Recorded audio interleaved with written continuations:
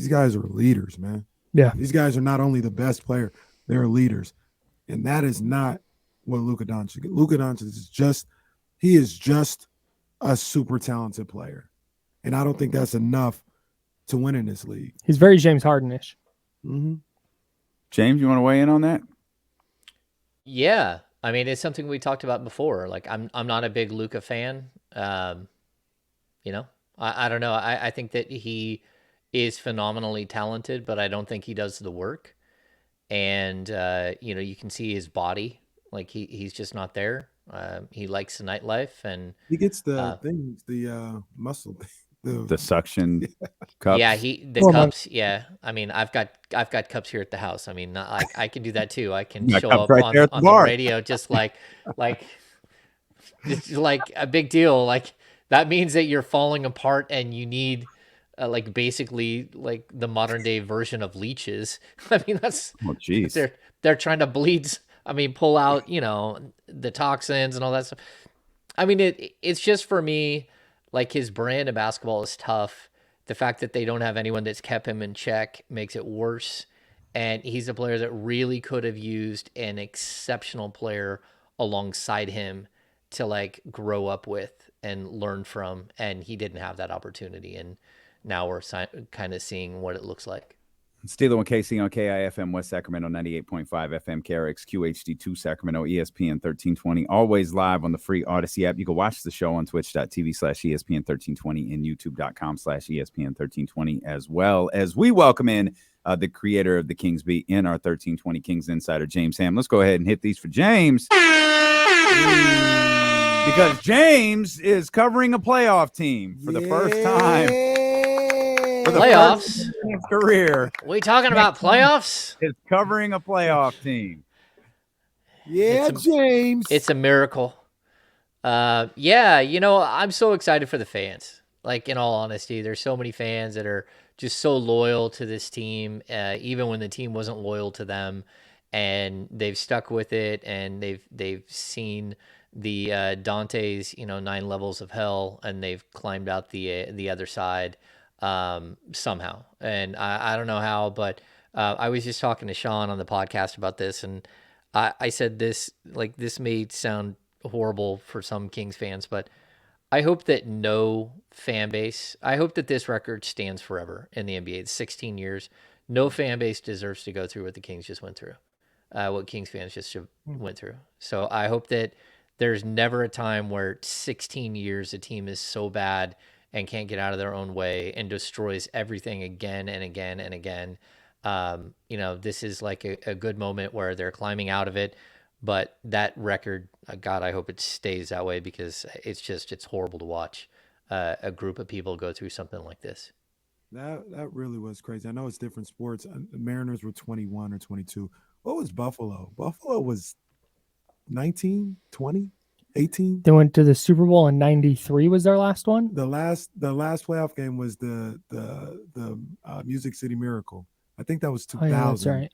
And then I don't. Well, what was Cleveland? Cleveland was pretty long. Cleveland was 20 plus, I think, too, as well. They were in 2003.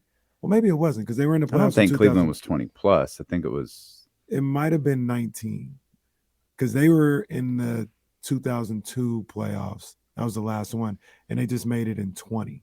So maybe it was like 18 or so. Needless to say, I mean, Baker Mayfield led him to the playoffs. It's your boy. What's the Lions? The Lions are at so many years. It's ridiculous. I think the Lions actually they made the playoffs with Stafford. They are 30 plus years from their last playoff win. Detroit? Yeah. Detroit the Jets with the longest drought in the NFL right now, and 2010 was their last trip. Yeah, they're at 12. Okay. And then, but I say all that to say, I don't think they're making it this year. Well, getting your boy. Not my boy. I'm rooting for that dude to flame out in a major way. Who's that? Aaron Rodgers. Oh yeah, same. The Lions last got 1991 was the last time the Lions won a playoff game. They've lost in the wild card round in the 3, 6, 8 times they've gone since. Wow. Lost to the I was a younger man then. Same. Yeah. But your point is well taken. I mean, to get to this point, especially in basketball, we're talking about football here. It's like 6 teams that make it. In these basketball, you got 8. They've extended it for the play-in and all this other stuff. And the game's 82. Its season's 82 games long, not 16. Right. Even when the Mariners were doing their thing, baseball was 4 teams. You know, you would think in 16 years you'd be able to do it. Not only did the Kings not make it in 16 years, they were never ever really close. Yeah. Like that's the other crazy thing about it. They were never really close. I think the other thing that you could point out too is that the play-in tournament was something that like gave Kings fans like a glimmer of hope. Yeah. And you didn't even need it. It's not something that you're getting in on. You know, it's not like they're squeaking in this year and you got to worry about it. No, they jumped way ahead of the line and said, no, we'll go up to number 3. How about that? Yeah.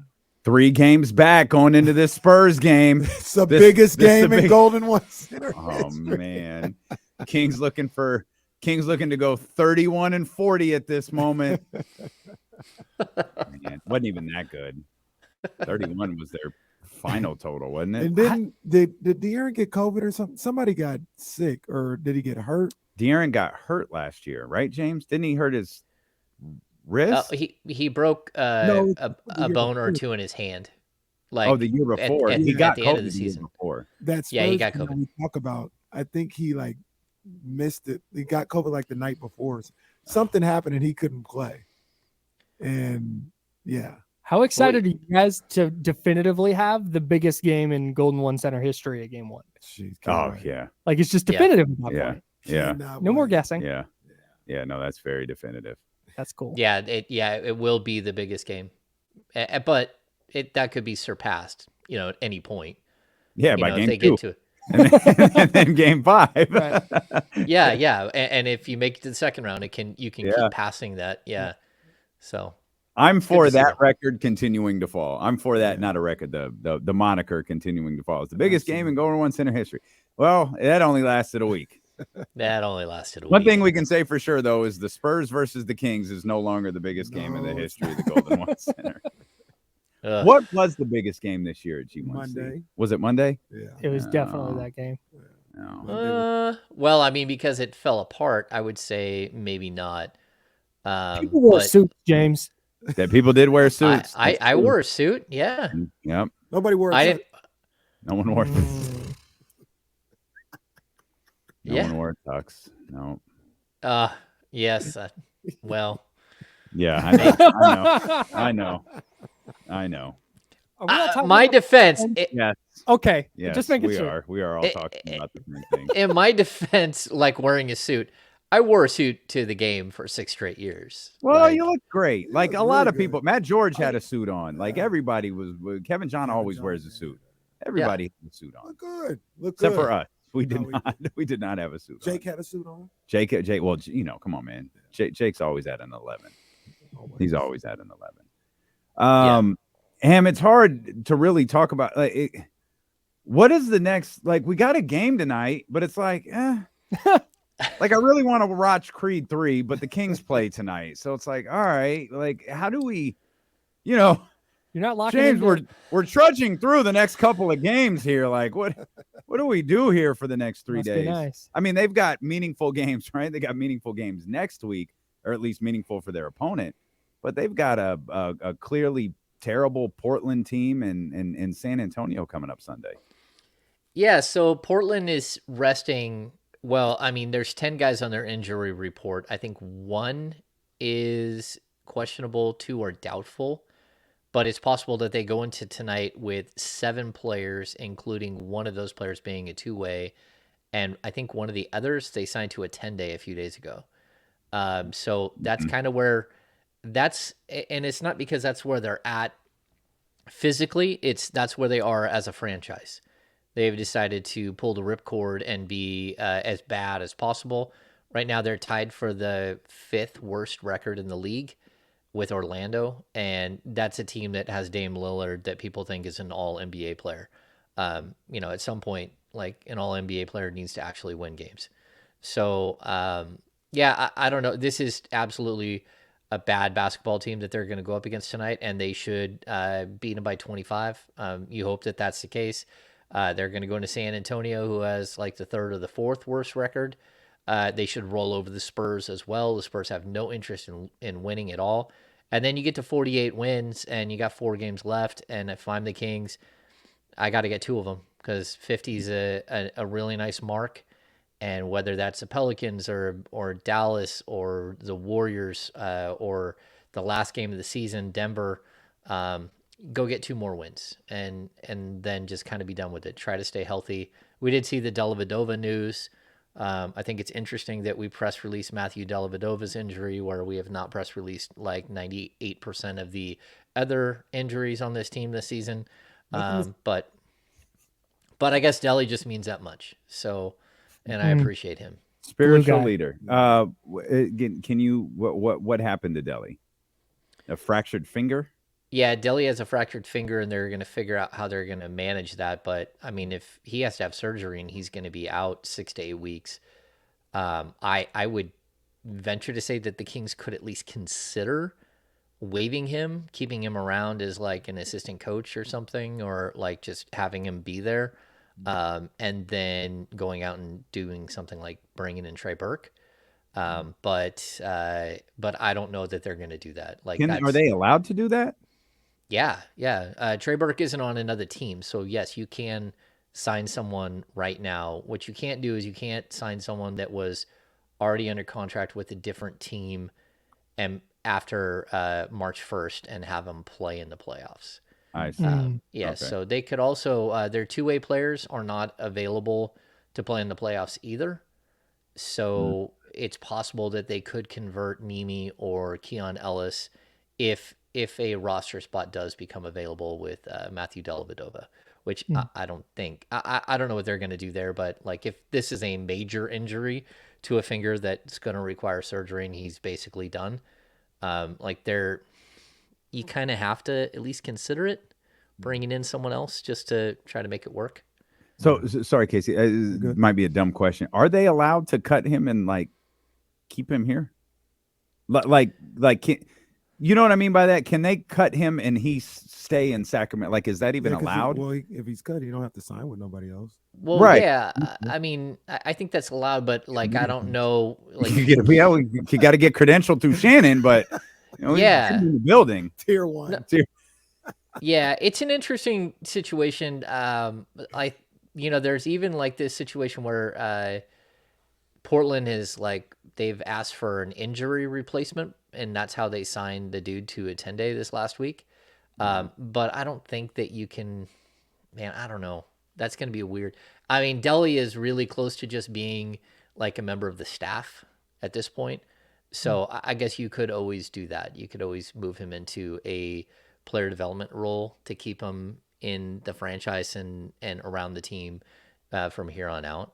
But I'm not totally I just sure. wanted to make sure there wasn't like some weird NBA rule. Like you can't keep a guy around. You just got to get him a plane ticket.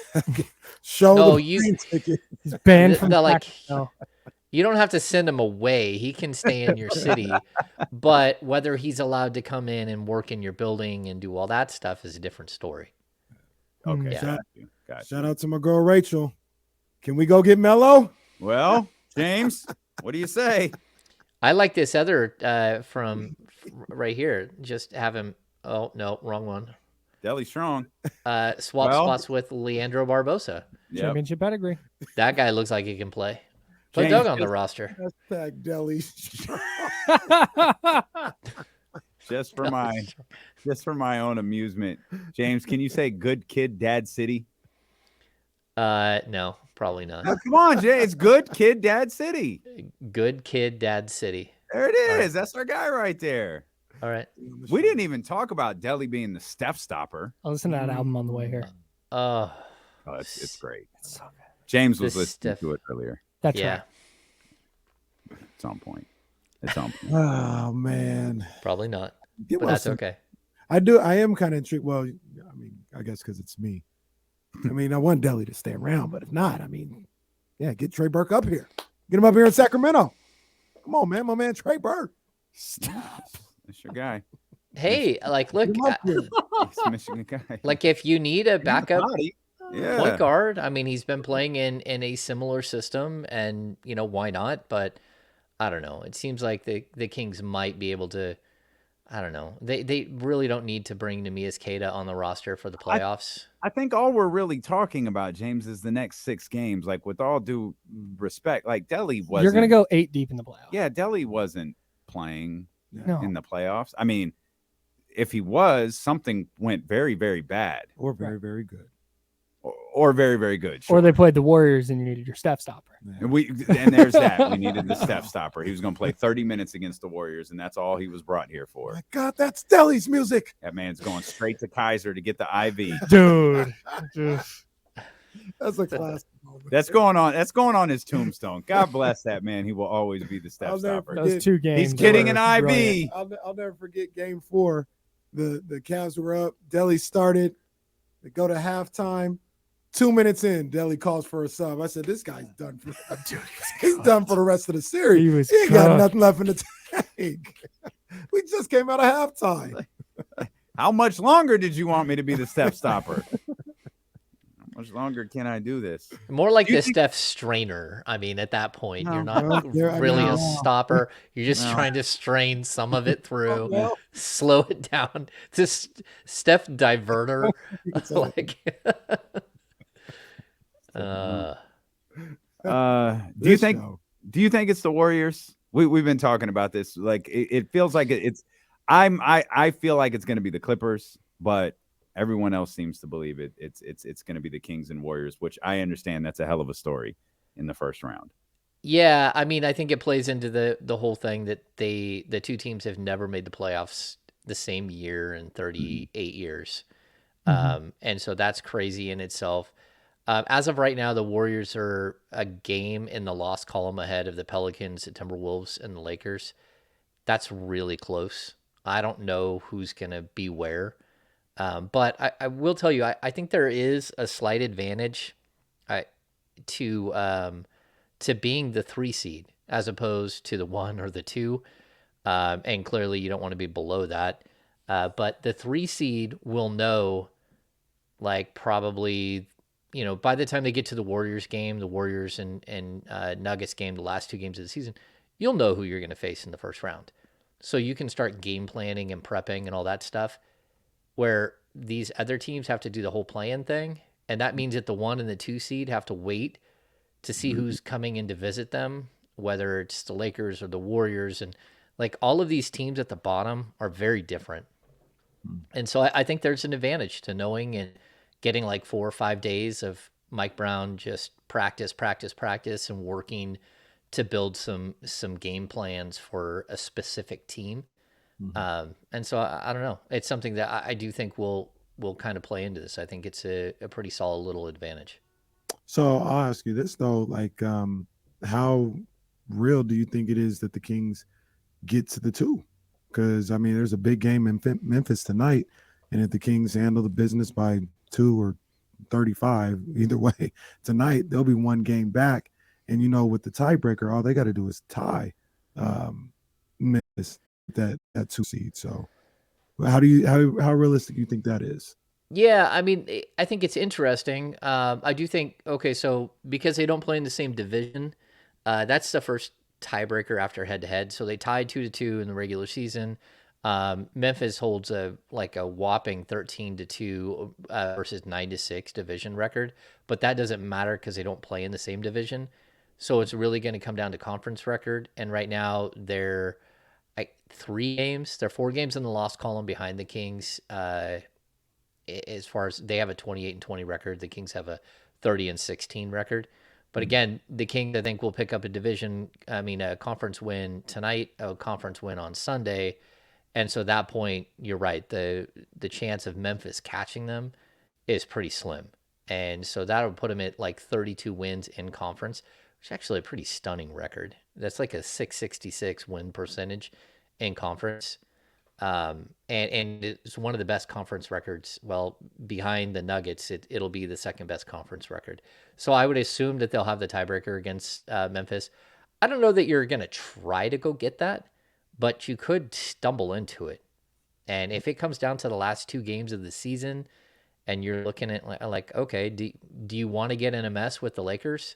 Because I don't think the Lakers are going to get to 6, but Like the Lakers are a team that I try to kind of avoid just because of their star potential and them getting healthy at the right moment, potentially healthy at the right moment.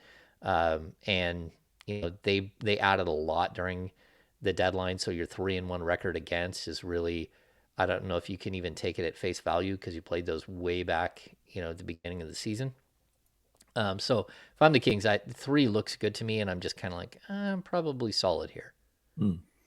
Kyle, do you like anyone? Like, who do you think gets the 7 and 8? Do you have a feeling on who lands at 7 and 8?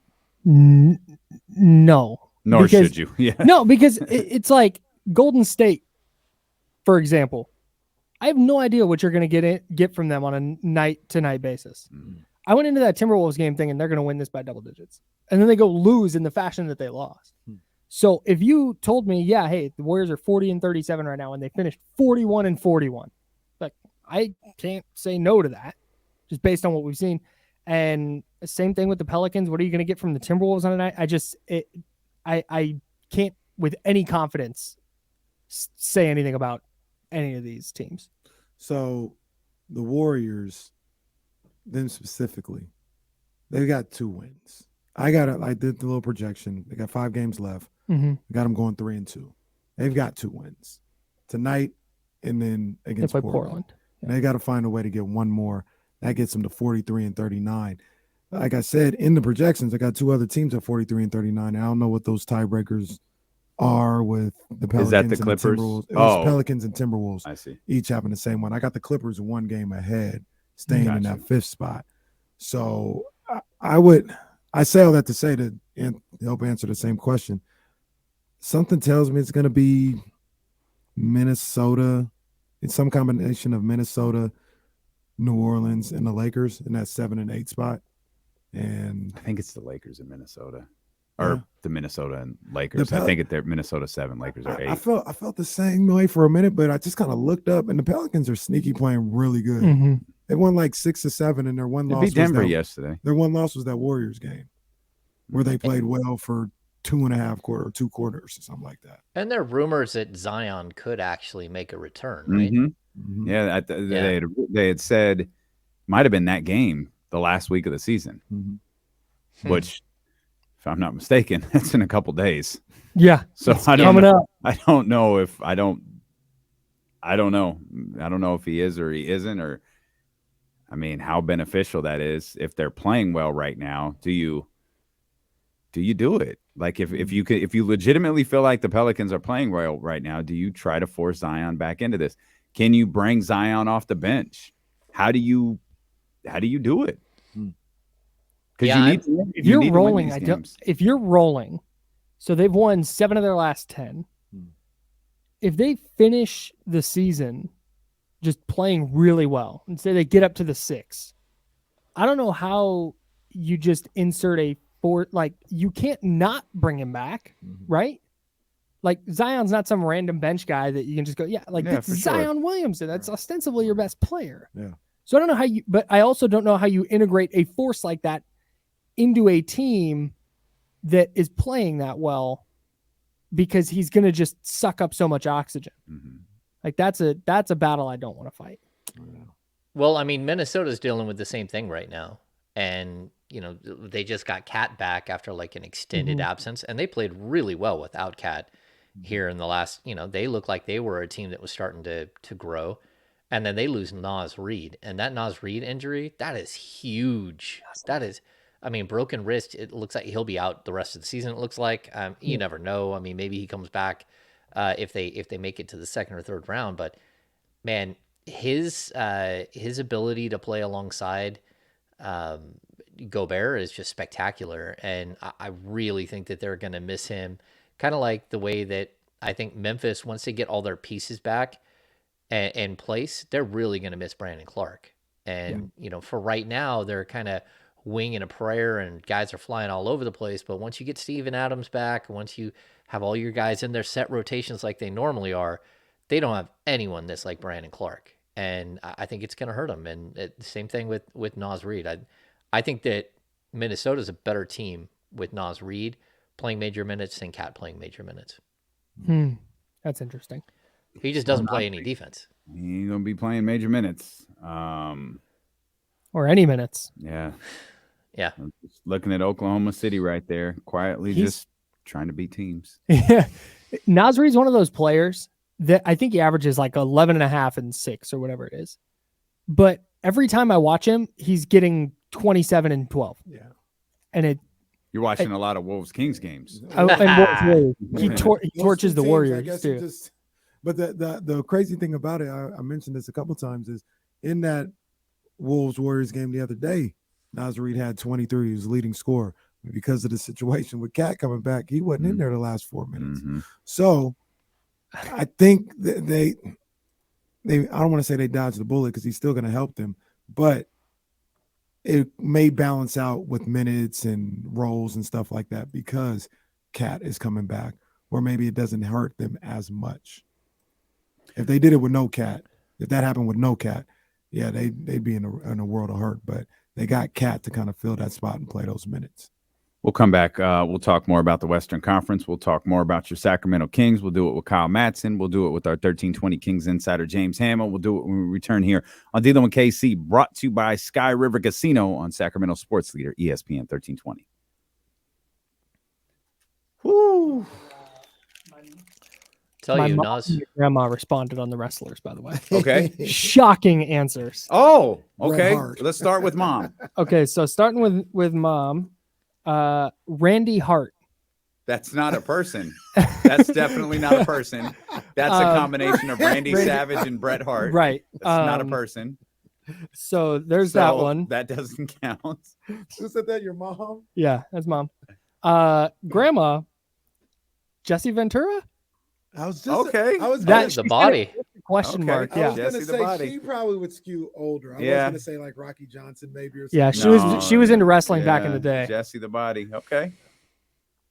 I mean, he So did that's become my a governor, mom. so I guess that's fair.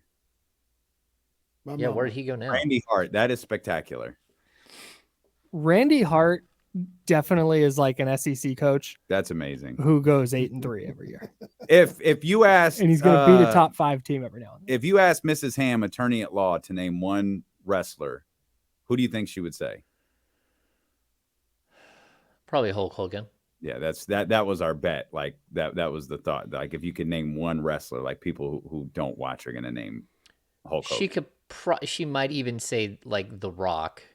And But that was the which one would they say? Would they say Hulk Hogan or The Rock? We were debating the most famous person, the most famous wrestler. Yeah.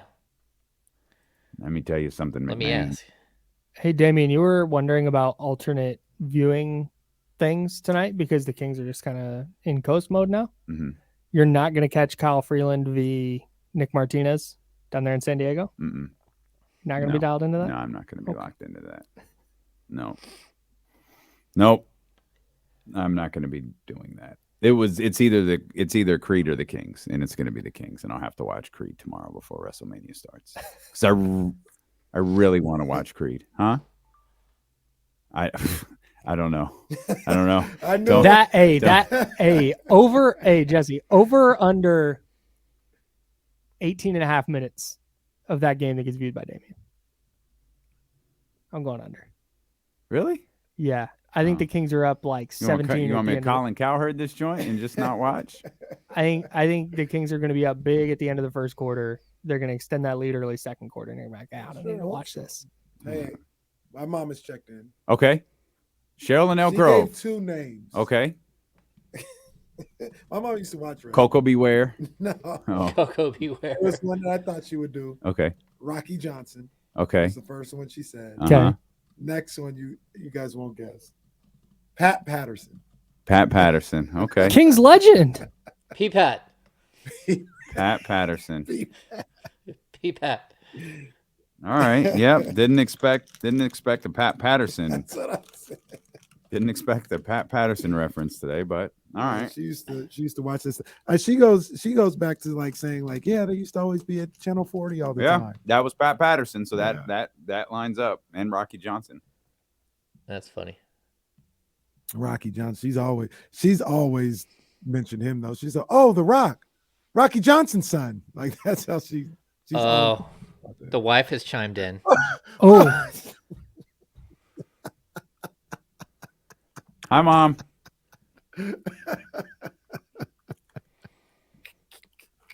That's Kenny's Hey, mom, Cheryl for those who don't Milgrove. know. What did Mrs. Ham, attorney at law, say? She came up with one that I probably should have known that she would have come up with. She said The Andre Lame the Popo. Giant. Oh, okay. Andre the Giant or Hulk Hogan. And of course, she's Okay. a big Princess Bride fan. So that makes sense to me. oh, There you that go. tracks. Never seen Princess Bride. Probably not. I Kenny. finally watched that one. That was one that would get people up in arms when I hadn't watched it. So I finally did. And what did you God. think? Even I saw Godfather. Godfather It's is fine. actually phenomenal. Like, it's Here's the thing with unbelievably good. these like classic movies is I think a lot of people, for them, there's like a nostalgia. Yeah.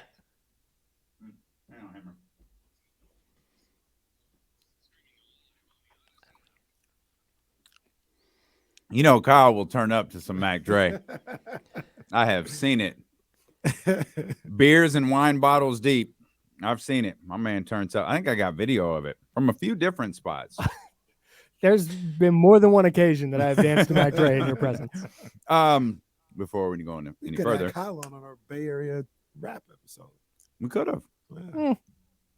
Could have had Nick Wagner on too. Like Nick Wagner goes hard for Nick- Bay Area hip hop. Dude, Nick Wagner covers Niners for ESPN, knows so much about so many things. Mhm. Big college basketball guy, just big hoops guy in general, big hip hop guy. Yeah. Huge Biggie fan. You know who I'm a big fan of? Cheryl in Elk Grove. I Shout know out to Cheryl in Elk Grove is watching and listening, so I just want to Shout extend my love to my other mother. You scoffed at her wrestling. I didn't scoff at it. I just didn't expect a Pat Patterson reference. That's all. That was it. I didn't expect it, but I had that's a feeling fine. she would say Rocky Johnson. I forgot about Pat Patterson. She does mention Pat Rocky Patterson. Johnson is also random. Like Hey, that's random when you go, hey, what wrestler? When you think of wrestling, who do you think of? Rocky Johnson. Not as random as Randy Hart, but it's random. Randy Hart. For a long time though, wasn't Rocky Johnson like the only black guy Is wrestling? is no, he he really was the Rock's partners. dad? A junkyard? Yeah, he's really Okay. the Rock's dad. Is it like a Dell and Steph situation, or was he not? He was Like- world champion, wasn't he? Okay. Wasn't he world champion? Or no, he it was tag team champion. Tag team champion. He was black. He wasn't no world Well, champion. not WWF. What are you talking about? Like, Jesus. no. Not WWF. No, Ron Simmons, I think, was the first any. But you know what moment gets me? It probably gets James too, because I saw it last night, and it gets me every time I see it. Normally, we would be talking WrestleMania for 3 hours today, but we actually have meaningful Kings basketball to talk about. Meaningful-ish. Yeah, well, the Bianca Sasha moment that gets me every freaking time I see it, Yeah, and I think that's because I love Bianca Belair. I love Bianca too. James Ham, big Bianca Belair fan too, I'm sure, as he joins us here. And yeah, I guess it's meaningful-ish Kings basketball. Yeah. Normally we'd be like, I don't want to talk about the lottery today. Let's talk about the main event for the 2 WrestleManias coming up this weekend. But now you talk about things shifting. All right, you got to go out there, James. Like they have to go out there and win these next 2 games, and I think it's fair to say fans would be a little pissed off if they didn't. I don't know. I think fans are still drunk from Wednesday. And that's fair. Like, You're Yeah, I entitled mean, to drunk for the next 16 years. That evens things out. It's a 1-to-1 ratio. Kyle's going to get his drink. yeah. Yeah, I think look, these games don't matter. You just want them to escape healthy and come out of them like with some momentum. And then I look at the last 4 games. These 2 games, they're almost scrimmages. You're going to play your starter. Your starters won't play past midway point of the 3rd quarter, in my opinion. There's no reason to push unless there's something really funky going on that you need to work out. But I expect to see lots and lots of secondary, third, and third string guys tonight. Again, we'll get to see more Alex Len for a 3rd straight game. This randomness it is Alex Len playing. He played so well the other night, Hammer. Yeah, I feel like he redeemed the Monday night game, which was pretty rough. Yeah, I mean, he had only played 58 minutes coming into that game through 72 games. Jeez. So, like, the fact that he's just, and, you know, like Alex Len throughout his career has never been particularly healthy. He hasn't missed any games due to injury the entire season. They're all DNP CDs. He's there every game. He's active every game. And like I've told you guys, I go in the locker room every pregame, and Alex is sitting there, and I'll like every game or two, I'll go over and check on him, just like, hey man, you doing all right? You know, like just because he's just hanging there by himself, and it's like, hey, what's going on, man? How are you? And we'll talk for a minute. You know, I check in on Ukraine. I check in on family members. Just to see if he's doing all right. You know, I even at the deadline, I'm like, glad you're still here. He's like, yeah, I'm glad I'm still here. Yeah. So he's a good dude. He sits there and he works with Jay Triano and pregame every single game. And Jay Triano does like crazy trick passes, which is fun for Jay Triano because Jay Triano, as a basketball player, never passed the ball once. So now he's forced to pass to Alex Len. So he's making a big game out of it. And so he'll do like the elbow pass. He'll do like all kinds of crazy stuff. But like, look, he's part of this group, and he's one of the few guys that are, pushing 30. Alex Len isn't even 30 yet. So, I mean, there's a potential for him to have, 5 more years of NBA basketball in him. We just don't know. But yeah, it's just kind of strange to see him pop in out of nowhere. Playing 58 minutes through the course of a season, he could have like 12 more years in him. Monk and Fox did 58 minutes against the Clippers that night. It's like two things that make you money: being 7 foot tall and being left-handed and playing baseball. Yes, yeah, absolutely. that's a great point. Yeah, hey, you mentioned paid to have courtside seats. That's so sad. Yeah, right. Yeah. You mentioned the starters probably not playing past the second half of these next 2 games. Do you think there's just a flat out Sabonis and Fox don't play in one of these back-to-back games coming up? I don't know. Like Mike Brown isn't that kind of guy. I mean, like Mike Brown is a respect the game guy. So I would be surprised if he didn't at least run them out there. Like, even if we look at the last game of the season, right? You think Mike Malone is like super excited that the Sacramento Kings are making the playoffs? Like, do they still want to like assert their dominance on the last game of the season? I could see him running out Jokic and those guys for the first, until halftime. Mike Malone needs to relax. He really does. He really does. He needs to calm down. Yeah, I would love that to be a, if somehow you make it to the Western Conference Finals, that would be a blast. I love that. Oh, that would be tremendous. I'd love to knock them out. That would be tremendous. Because see, now he would love to knock us out. Then you get petty. I'm bringing the same energy. I'd love to knock him out. He didn't say something about Sacramento one too many times for my liking. Love the fans. He's never once said anything negative about Sacramento. No, but it's the way he says it. I don't like it. I like Mike Malone. It's like when Lisa was saying brother earlier. Just like there was nothing wrong with it, but you knew he meant something by it. It was the same thing. I like Mike Malone a lot, but he need to let that go. Didn't he even say something at the All-Star break? Yeah, he did. He made a Vivek joke on a podcast or something. No one's ever told me to play 4-on-5 here in Denver.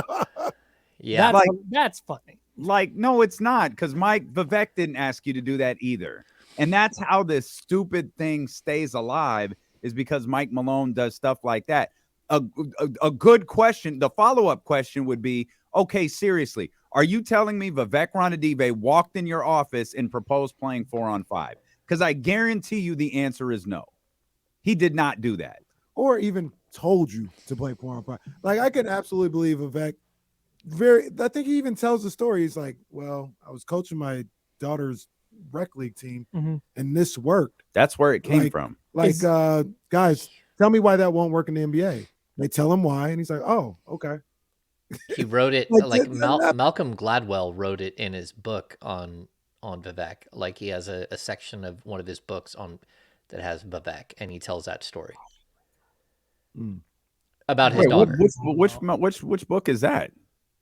I can't remember. But yeah, Malcolm Gladwell and him, like, he wrote an entire like chapter on Vivek and like his daughter playing, in whatever youth basketball league. I mean, we're talking like U12 or something. Yeah.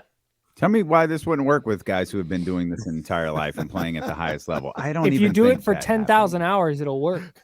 That's possible. Mhm. Maybe that's how Malcolm was selling it in his book. That's Kings have exactly been what losing for happened. 10,000 hours, and now they're good. No, they figured it out. 10,000 hours.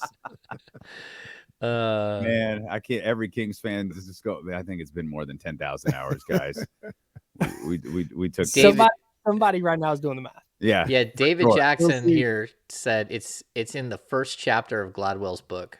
Oh, I keep touching the wrong thing. So, Well, The don't story do of my that, life. James. Don't do that. oh, David and Goliath. There we go. That's the book, David and Goliath. I don't even think that's in my collection. All right. I want to read now it you got now. I something want to to go see what by. he wrote. I want to see what I've heard the story too many times. I don't need to read it. What if in the first chapter he's like, he asked Mike Malone to play 4-on-5?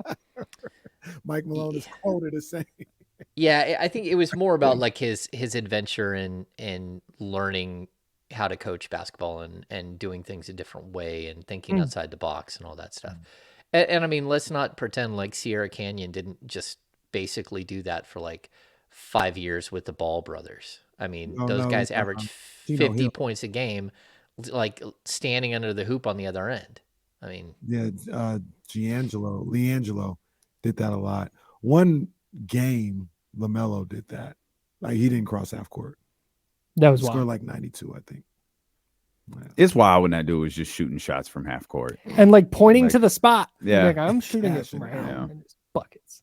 Yeah. Cashing out. The funny thing about that, like when he wouldn't pass half court, my buddy brought this up, but when he wouldn't pass half court and he scored 92, it's like, when is the other team gonna go guard him? Like, when are they gonna say, just you know go what? play 4-on-4. Just stay there. You stay over here with LaMelo so he doesn't score all the time. They just let it happen. Like, I don't know what we're gonna do, guys. That's why they're coaching in high school. They're actually the PE teacher, and they have the coaching job as part of it. I love Why don't the you- idea that coaching Why don't staff- you just? I don't know leave what to the do. guy over there? I don't know what to do. It's unbelievable. They let the guy score 92 by just staying on. That's like it's like James, we were talking earlier. Kyle talking about I don't know what to do. I don't know what to do. Like the Kings are going to get to the playoffs, and Mike Brown was talking on Mark Stein's podcast. Mark Stein and Chris Haynes, they're This League podcast about. Yeah, but playoff basketball is a little bit different. We've tried to analyze exactly what that means. And we're just envisioning a scenario where DeMontis Sabonis tries to do a dribble handoff with Kevin Huerter and just goes, we can't. It's different. It's just too different.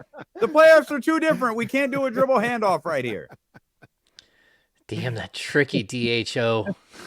DHO. I don't know why. It's the playoffs. It's just too hard Just now. full Space Jam. It's just Don't know so how to play different. anymore. Yeah. So different. Can't figure it out. Oh, man. I think that like things will be different, but at the same time, the Kings offense is so good. And what we've seen over the last couple of weeks of teams throwing different looks at them, that's just perfect. Like throw everything you can at them right now. That will only help them get stronger and help them game plan and help them figure out different ways to get around things. This is a really bright coaching staff. They're fully together. I expect the Kings coaching staff to like be to earn like an A grade in the playoffs. This group is tight. They know each other really well. They have a good feel for their team. Yeah, I think that this is like, again, we talked about like the Mike Brown effect all season long. And he said it like multiple times, like I didn't come here to coach in the regular season. So I think we're at a point where it's going to be really fun to see him in a 7-game series and like playing chess. Go ahead. I do think that whole playoff experience thing isn't going to come in the first quarter. It may not even come in game 1 or game 2, but like you guys said, in those big spots, I think that's where can you stay in your offense? Do you have peripheral players who are not Fox and Sabonis comfortable taking those shots and not hesitating and continuing to execute? It is different when you get to the postseason. Like, well, that, and I'll bring up, like, if you go back to the 98-99 season, when the Kings first put their team together and they get to the playoffs and they go up against the Utah Jazz in the first round. And there was a point where every time Jason Williams reached out at all against John Stockton would hook his arm and raise his arms up and get a foul call. And Jason Williams was in foul trouble again and again and again.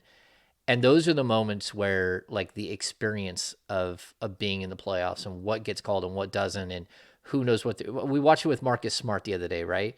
Like, if you're going to go up against Marcus Smart in a playoff series, and you got a guy like Domantas Sabonis who, for the most part, leads the league in personal fouls the entire season, he's going to go get 2 or 3 of those stupid ones where you're just like, I can't believe that just happened. He's going to keep doing it. And those are things that happen in the playoffs, because when you get to the playoffs, you aren't just playing like the random 82 game schedule. You're now playing against the 8 best teams in your conference. There are no more of those games that don't matter, those teams that aren't very good. Everyone is good for the most part, and you're playing against really good players who know what they're doing. And the further along you get, the more playoff experience a team has or a player has, the craftier they are at knowing the moment, knowing how to go get that stupid touch foul. Like, we'll watch it with Draymond. Draymond will at least 2 or 3 times in the first game flop and try to get a foul on Sabonis just to get under his skin. And those are the moments where you have to understand that it's a 7-game series. You can lose a game and you're still okay. You just come back the next time and you look out for those things. Yep. Yeah, no, I agree with all that. One of the things, James, that I think about with this Kings team that I really love, I think you got it from the podcast, Damian, but you talked about earlier with Mike Brown having not the exact video, but there's a video that was on King's Twitter that had like all the national media's wrong takes of the Sabonis trade, of Mike Brown's hire, and everything that they had to say. And I think you said Mike Brown said he has that video in his phone that he referenced back to it. He plays it for the team. I don't think we see any of that stuff. I think by the time the media or cameras are around, they're always like, no, man, we just trying to be the best Kings we could be or whatever. But they seem to hear everything. And I think come playoff time, I think they're going to be ready to go. I think the gas tank is going to be full. I think they're going to be ready to go with positive emotion, with a little venom, a little fire to prove to everybody what they've been saying all year and what they said in the last couple of weeks now that they're in the playoffs are wrong. I think they're going to be ready to go. Yeah, there's value in not knowing what you don't know, right? So, like, you're walking into something that's new for you and you have no idea. Well, the other teams don't have any idea what the Kings are going to be like in the playoffs either. And we make this like all the time, trying to dissect who is the best matchup for the Kings. And, all these teams want to play the Kings. And at the same time, do they really? Like, this is one of the great offenses we've ever seen. And it's not like 2 guys that beat you every night. It's 2 guys and then like 2 or 3 out of the other 5 guys that come out and beat you. And you have no idea where it's coming from every single night. You literally have to game plan for 6 guys to beat you. And that's really tough. Maybe even 7 if you throw Trey Lyles in there. And so, like, Larry O'Brien now. Yeah. No, I get it. Like, but at the same time, like, you can look at some of these teams. It's like, okay, well, we know who you are.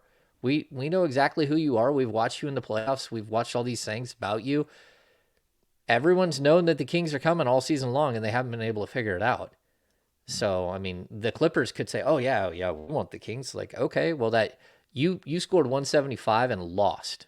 And they beat you 2 other times. But you just remember the one where you scored 175 points. Sorry, 175 points, and you lost. That's because that's how good they are. You have to keep that in mind, that the Kings aren't just like an 8 seed or a 10 seed who might sneak in. They're actually a team that's proven it time and time again this season that they're up to the challenge. That specific game is interesting because didn't the Clippers trick like a 12-point lead in the last 2 minutes? Yeah. That's the kind of game that I'm not sure the Clippers in a playoff setting blow that game. And I think they lost 2 6-point leads in each overtime. Something like that, yeah. That's that like playoff difference. That's where I think it shows up. Clippers might trick that off. That's a good point. The Clippers a bad example. was a bad example. They still have Russ, right? Just Okay, all right. Hey, don't do that. Don't do that. Don't do that. Come Don't on. do that. I ain't gonna let that happen. You see what Russ did the other night? Trash. Yeah. Trash. Yeah, I also remember that time. Didn't he throw the ball off of like Harrison How Barnes' about you forehead on calm accident? down? Why don't we focus? This isn't the Clippers beat, James. The Clippers. Hey, this is over under 9.5 minutes on how much Kings Damian's watching tonight now. Yeah.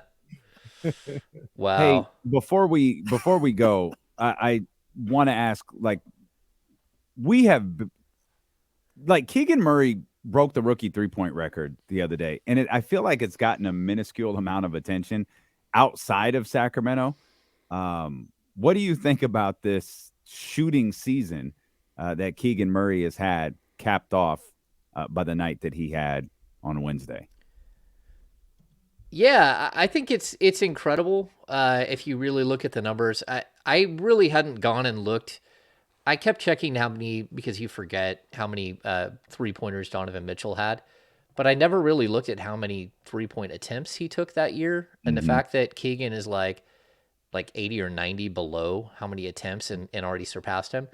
And then we were talking about this on the pod, me and Sean today. On the season, Keegan has he is 188 for 462 from three. So he's shooting 40.7% from three, which is absolutely incredible when you really think about like a rookie stepping in and shooting that well.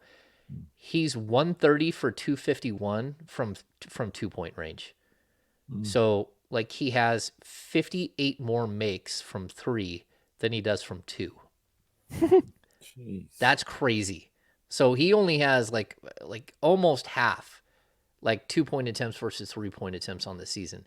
And that's something that we're going to see change as his career develops and he's allowed to do more and more and more. But I think what it does do is it speaks to how he has accepted a role and thrived in a specific role, and you'll give him more as the years go on. 2 years from now, he will not look like this player at all. He will look completely different, and he'll be much, much better. And you'll wonder why they didn't give him more in his rookie season, but it was because he played on a good team in his rookie season, and he was fighting just to figure out how to play 30 minutes and how to play defense and defensive rotations, and then he had to figure out how to rebound at the NBA level. All of these things have come to him, but while he's doing all of that, while he's learning and he's growing and doing all these other things, he's the greatest 3-point shooting rookie in the history of the NBA. And that's just it. To me, it's crazy because he's doing it on a good team. He's not doing it by jacking up shots all over the place that are ill-advised and ridiculous. Everything has been in the flow of the offense. And again, that's, I think, that's the loudest for him. It's that he's done this on a winning team. He's done it in huge games, and he's mattered, and that's big. Wow. Donovan's at 231 right now. He'll eclipse his season high in made threes. Do you think Keegan gets to the point where he's making 230 some odd threes per game or per season? That'd be impressive. That'd be some kind of. What was Jokic going to average? I think it was 260 points a game. Yeah, I think it's going to depend on how his career kind of like, does he become just a 3-point specialist?